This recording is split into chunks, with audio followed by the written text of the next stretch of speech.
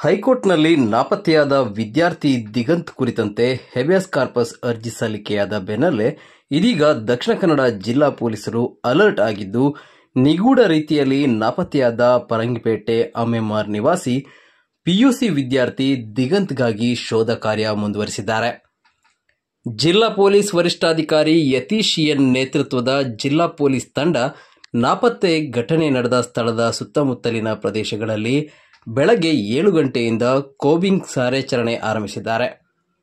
February 25ರಂದು ಸಂಜೆ Parangipete railway ಹಳಿಯಲ್ಲಿ ರಕ್ತದ ಕಲೆಯಲ್ಲಿ ಚಪ್ಪಲಿ ಹಾಗೂ ಮೊಬೈಲ್ ಫೋನ್ ಸ್ಥಳದಲ್ಲಿ ಪತ್ತೆಯಾಗಿದ್ದು, ಅಪ್ರಾಪ್ತ ಬಾಲಕ ದಿಗಂತ್ ನಿಗೂಢ ರೀತಿಯಲ್ಲಿ ನಾಪತ್ತೆಯಾಗಿದ್ದ.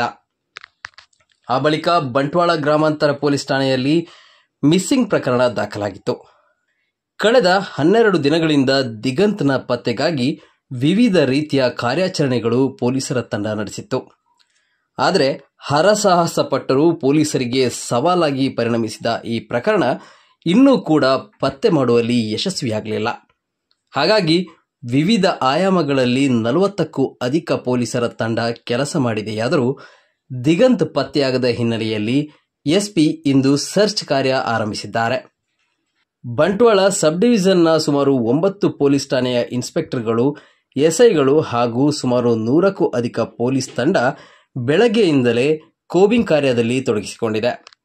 ಡಿಎಆರ್ ತಂಡದ 30 ಪೊಲೀಸರು, ರೈಲ್ವೆ ಪೊಲೀಸ್, ಅಗ್ನಿಶಾಮಕ ದಳ, ಎಫ್ಎಸ್ಎಲ್ನ ತಂಡ, ಡಾಗ್ ಸ್ಕ್ವಾಡ್, ಡ್ರೋನ್ ಕ್ಯಾಮೆರಾಗಳನ್ನು ದಿಗಂತ್ ನಾಪತ್ತೆಯಾಗಿದ್ದ ಘಟನಾ ಸ್ಥಳದ ಸುತ್ತಮುತ್ತಲಿನ ಸುಮಾರು 5 ಕಿಲೋಮೀಟರ್ನ ಭಾಗದಲ್ಲಿ ಸರ್ಚ್ ಮಾಡಲು ಯೋಜನೆ ರೂಪಿಸಿ ಕಾರ್ಯ ಆರಂಭಿಸಿದೆ. ನೇತ್ರಾವತಿ ನದಿ ಭಾಗದ ಸುತ್ತಮುತ್ತಲಿನ ಭಾಗದಲ್ಲಿ ದೋಣಿ ಬಳಸಿಕೊಂಡು ನದಿಯಲ್ಲಿ ಕೂಡ ಸರ್ಚ್ ಮಾಡಲಾಗುತ್ತಿದೆ.